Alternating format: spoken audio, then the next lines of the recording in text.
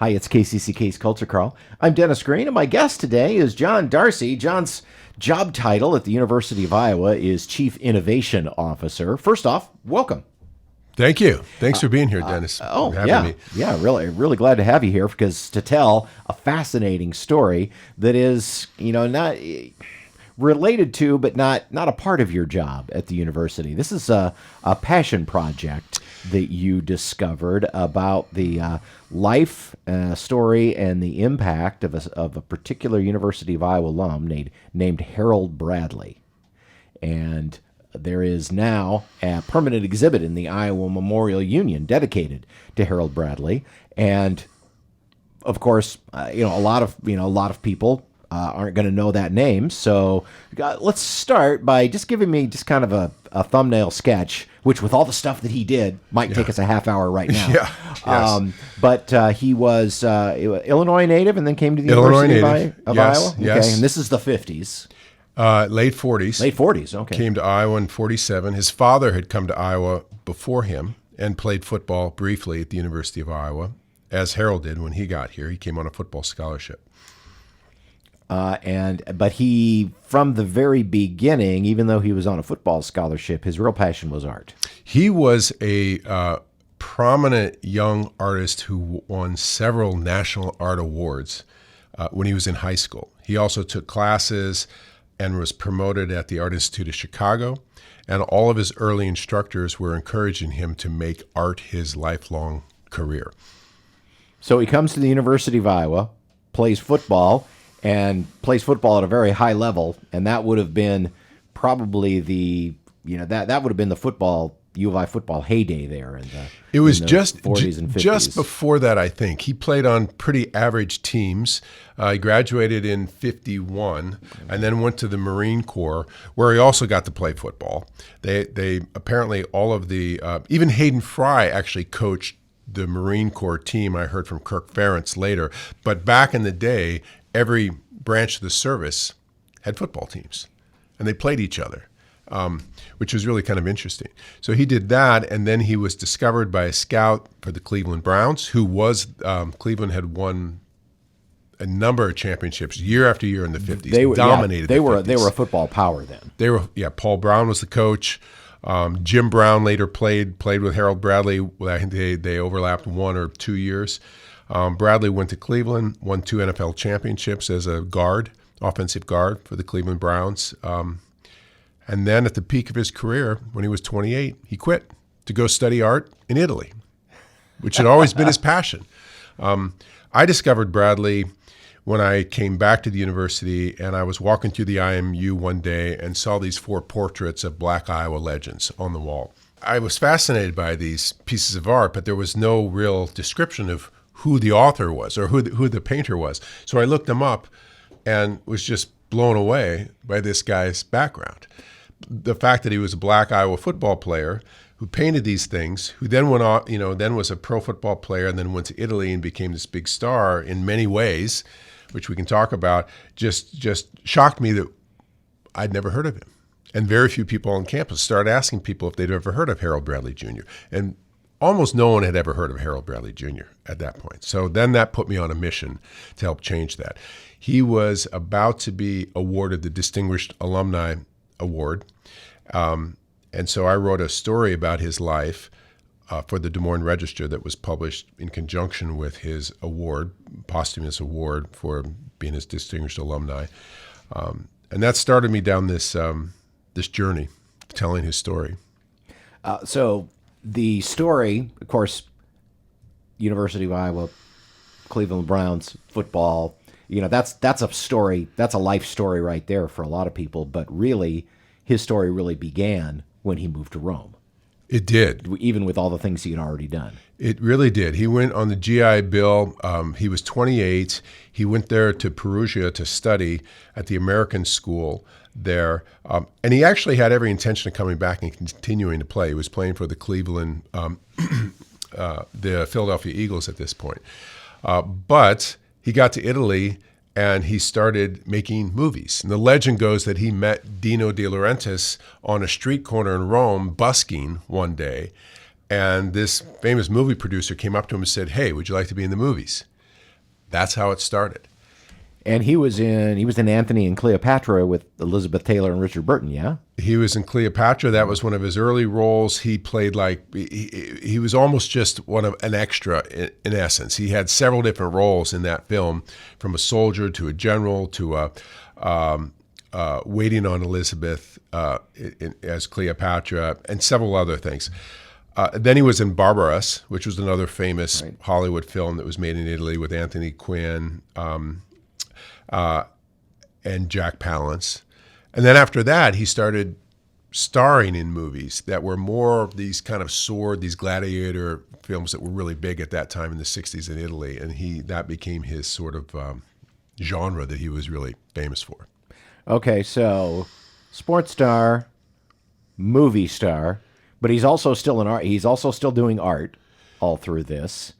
And you mentioned that Dino De Laurentiis discovered him singing and playing on the street corner, and that's the other piece of this, is his music career. Exactly. Yeah, he grew up. His father was a huge jazz fan in Chicago. He was a mail carrier, but he was really integrated in the jazz scene, and he was friends with Duke Ellington, amongst others.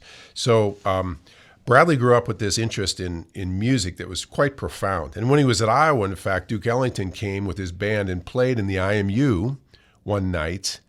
And then Harold invited the band to Helen Lemmy's boarding house, where the black athletes and black students in general couldn't yet live in the dorms. And the story goes that they stayed and played until dawn. They danced, sang, and played music until dawn that night. And that was a common thing, what Harold would do when musicians came to town, black musicians, and the jazz circuit would come through Iowa City, and he would connect them and bring them in and get them together with the black students. I think that was the impetus for him in Italy. He had an art studio in a neighborhood, kind of a rundown bohemian neighborhood in Rome, that he decided to turn into a music venue at night. There was very little jazz, if any, in Rome at that time. There was very little folk music of any genre in Rome. And Bradley saw that as an unmet need that he could address. And you mentioned earlier that this is a passion project and isn't really within the scope of my job as Chief Innovation Officer. And yet Bradley was an entrepreneur. You know, after the football career, when he went to Italy and he opened his art studio and he was promoting his art and he was doing shows, but then he started the music thing and he started bringing bands in and individuals and finding them around the world, from people like Pete Seeger and Bob Dylan to Ravi Shankar, Odetta. These folks all came, and this became a really hot music scene in Rome that then would be perpetuated for about 35 years. So from my line, I see him very much as an entrepreneur. And I want kids that are studying music or art to recognize that if you're really going to fulfill your dream and stay with it, you are an entrepreneur. You have to think of yourself as an entrepreneur. Yeah, I think otherwise there's a good chance you won't succeed. Exactly. I think people's definition of entrepreneur is very narrow, but it ought to be much broader. And that's part of what we're trying to convey with celebrating Bradley like we are. So just to bring his story full circle, so he moves, he founds this recording studio, which was home to legendary artists when they were touring in Europe. But then he moved back to the States and worked in the arts back home in Illinois. He came back so the movie career sort of dried up. So he had real highs and lows financially. He was a man that was determined to pursue his artistic instincts wherever they led him. And that was the driving force of his life. He worried about the finances and everything else later. So for a decade there in Rome, he was very flush. Everything was going really well. And then the movies pivoted and went a different direction, and that sort of dried up. So he came back to Illinois at one point and was offered this job as a curator for the Illinois Arts Council. So for the next 20 years, he promoted art with youth in prisons, in schools. He did a lot of theater. He had 3 public service television shows in Champaign that promoted black culture and music and issues of the day. On the little film that we've created, you'll see where he's interviewing Stevie Wonder, for example, and talking about contemporary issues and politics. So he was quite impressive in that 20 years that he was back in Illinois as well. And then did he stay in Illinois, or did he move back to Rome at the end of his life? So he went back to Rome to be celebrated on I think it was it was an anniversary of Folk Studio, the founding of Folk Studio. So the Romans wanted him to come back. They celebrated him, and somehow he just fell into performing with a blues band called the Jonas Blues Band, and he never came back to Illinois. In fact, the kids became a blues singer in Italy. He became a blues. So his third act, he was 60 years old at that point until he was essentially 90, 85, 90. He was a traveling musician around Europe and Italy and introduced all kinds of John, it's not too late for the two of us. There we go. It's not too late. To start our performing career. Exactly. Yes. And did that for the rest of his life. Did that for the rest of his life. Yeah. Okay, so, all right. So now you're working at the University of Iowa. You walk past, you see these 4 paintings that he was commissioned to paint in the 70s, which have been hanging in the IMU all this time, and you start kind of researching his life. You wrote an article in the Register about it, and was that how he was that the process that began him getting the Distinguished Alumni Award then, or was that already a thing when you came on the scene? That was already a thing in process. When I first saw those portraits, I said, I'm going to write an article about that guy. But then I got busy. He was still alive at that point. But I was, frankly, very intimidated by the idea of calling this guy wrong. I was so intimidated that I said, okay, I'm going to get to that. But I didn't do it right then. And then he passed away. And then I found out that he was going to be behind the scenes with Ted Wheeler and Kirk Ferentz and several other people. They were trying to promote his life to be recognized as a distinguished alumni. When I saw that, I said, holy crap, I got to write this article. So I had about 6 months before when I found out and before he was going to be honored. So I wanted to put this article together, and the Register agreed, and we'd have it come out the Sunday before he was his life was honored, and his family came in for that. And my mission was just that a lot more people need to know about this guy. This is one of those stories that we ought to be promoting at the University of Iowa. Well, it's got it all.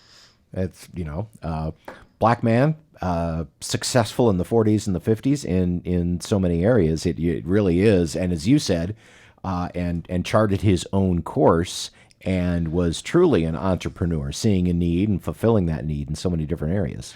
One of the most remarkable things about his life that I noticed when I started, there was a packet that was submitted to the committee that decides on who's going to become a distinguished alumni, and this packet was 80 pages long. So an Iowa alum, Jim Weiss in Iowa City, took this on. It was a good friend of Ted Wheeler's. Ted Wheeler Sr., the famous track coach and Olympian at Iowa, was best friends with Harold Bradley for much of his career. In fact, Ted Wheeler came to Iowa because Harold encouraged him to come to the University of Iowa. Anyway, they put together this package of 80 letters and documents about Harold Bradley's life. So I started reaching out to all of those people that I could that were still alive and around, and it was remarkable. The thing that struck me more than anything else was how people reacted to Harold Bradley physically, his presence. There was something about him that was so inviting and warm that everyone were starstruck by the guy. It's like every room he walked into, he was the star. And the way people wrote and talked about him was the thing that struck me the most. And it wasn't just in those letters, but it was in newspaper articles in here and in Italy. He just had this impact on people that was fascinating to me. And those paintings still hang in the University of Iowa Memorial Union. Mm-hmm. And but the place where they are has been spruced up and is now a full-on exhibit about Harold Bradley. The exhibit includes a beautiful collage from his life, from all aspects of his life. It includes a short film documentary that we created about his life that runs about 7 minutes, and it's concurrently, it cycles through. There are some artifacts from his life There's some books that were one that was written specifically about him, and several others about early black legends in pro football that he was a part of. There's one by George Plimpton that is written with another Iowa football legend, Alex Karras, where he talks about meeting Bradley and playing against Bradley and what that was like, which is really interesting. So there's a lot of little artifacts about his life that we have housed in this exhibit. And you had a grand opening for this exhibit a few weeks ago. Expected a couple of dozen people to come, and a few more came than that. We were very modest in our expectations. We worked together with the athletic department. The athletic department was a contributor to this and sponsor of this effort from the beginning. As soon as we knew we had the opportunity to create this permanent exhibit, the athletic department stepped up, funded a big part of it. Special collections and the archives in the library were very, very involved as well, and digitized a lot of the images we needed to create the film or for the permanent display.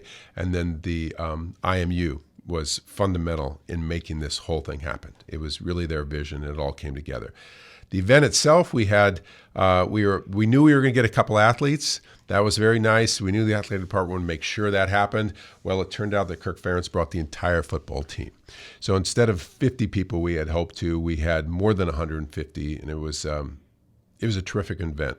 In fact, Coach Ferentz wants to use that film when the kids all come in this summer, when they all assemble to start their preseason practicing. So he's very committed that this is a inspiring story that they all need to see and learn about. Well, and also one that extends beyond excelling at football. I mean, that's the part of this message that excites me, and seeing a young athlete or today's college student understand that, yes, he was a great football star, but that was just a tiny little chunk of what he was, and he did so much more. He was very eloquent about describing how the skills necessary to excel in football were transferable to the arts, which was, I've never heard anyone talk about that before, and I thought that was really interesting. And while we don't have a ton of football players that are also artists, we have some. And this becomes a really inspiring moment for those kids in particular. The exhibit is at the Iowa Memorial Union, and you can just stop by and check it out anytime, correct? It's if you go in the south entrance, it's on the second floor, adjacent to the International Ballroom.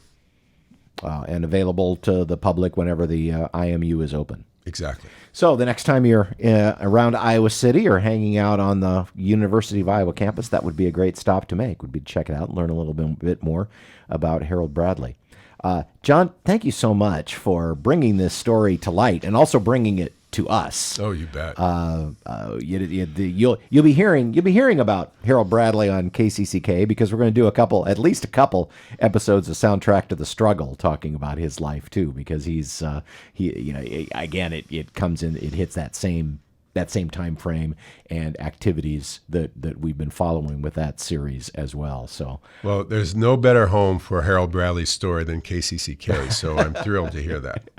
So thanks again for bringing us this story. And I've watched the film. I haven't seen the exhibit as of the time we're recording yet, but I've watched the film, and it's just fascinating. What a great story, and thanks for bringing it to light. You bet. Thank you, Dennis.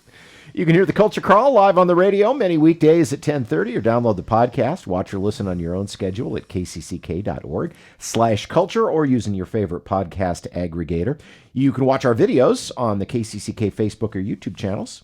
Our producer is Lydia Kilgore. I'm Dennis Green. I'll talk to you later.